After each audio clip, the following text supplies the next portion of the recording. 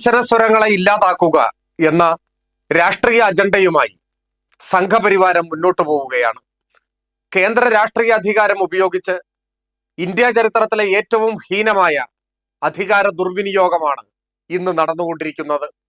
കേന്ദ്ര അന്വേഷണ ഏജൻസികളെ ഉപയോഗിച്ച് രാഷ്ട്രീയ പ്രതിയോഗികളെ വേട്ടയാടി നിശബ്ദരാക്കാൻ, തുറങ്കിലടച്ച് തകർക്കാൻ അണിയറയിൽ തന്ത്രങ്ങൾ മുറുകിക്കഴിഞ്ഞു.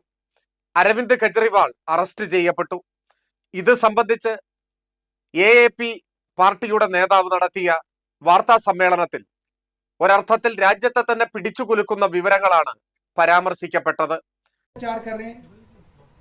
जो कंपनी मनी लॉन्ड्रिंग कर रही है या जो आदमी मनी लॉन्ड्रिंग कर रहा है, आपकी ईडी उसको छापा मार रही है, आपकी ईडी उसको गिरफ्तार कर रही है, वो कंपनी आपको चंदा दे रही है।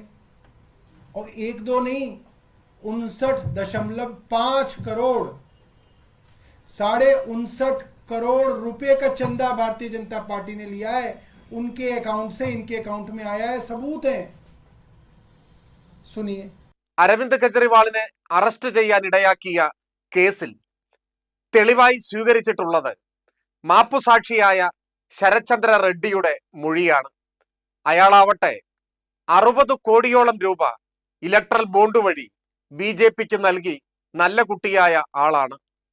ഇങ്ങനെ തൽപര കക്ഷികളെ കൊണ്ട് വ്യാജമൊഴികൾ ഉണ്ടാക്കി അത് കേസാക്കി അറസ്റ്റ് ചെയ്ത് ജയിലിലിട്ട് വിയോജിപ്പിന്റെ വിമർശനത്തിന്റെ നേരിയ ശബ്ദം പോലും ഇല്ലാതാക്കി ജനാധിപത്യത്തെ കൊന്നുകളയാനാണ് BJPയും കൂട്ടാളികളും ശ്രമിച്ചുകൊണ്ടിരിക്കുന്നത്.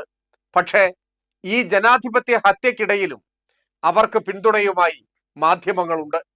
മാധ്യമങ്ങൾ EDയെ, കേന്ദ്ര അന്വേഷണ ഏജൻസികളെ ഇപ്പോഴും പരിശുദ്ധരാക്കാൻ മത്സരിച്ചു കൊണ്ടിരിക്കുകയാണ്. അരവിന്ദ് കെജ്രിവാളിന്റെ രാഷ്ട്രീയ തീരുമാനത്തിന്റെ ഭാഗമായുള്ള അറസ്റ്റിന്റെ പിന്നാമ്പുറങ്ങളിലേക്ക് വെളിച്ചം വീശുന്ന വാർത്താ സമ്മേളനം ANI റിപ്പോർട്ട് ചെയ്യുമ്പോൾ നേരത്തെ പരാമർശിച്ച ഇലക്ട്രൽ ബോണ്ട് കഥയെ, മാപ്പുസാക്ഷിയുടെ തനിനിറത്തെ ഒക്കെ വിട്ടുകളയുകയാണ്. ഒരു വാർത്താ സമ്മേളനത്തിലെ ഏറ്റവും പ്രസക്തമായ കേന്ദ്രഭരണത്തെ ആഘാതമേൽപ്പിക്കുന്ന ഭാഗം ബോധപൂർവം വിട്ടുകളഞ്ഞുകൊണ്ട് മാധ്യമങ്ങൾ തങ്ങളുടെ പക്ഷം തെളിയിക്കുകയാണ്.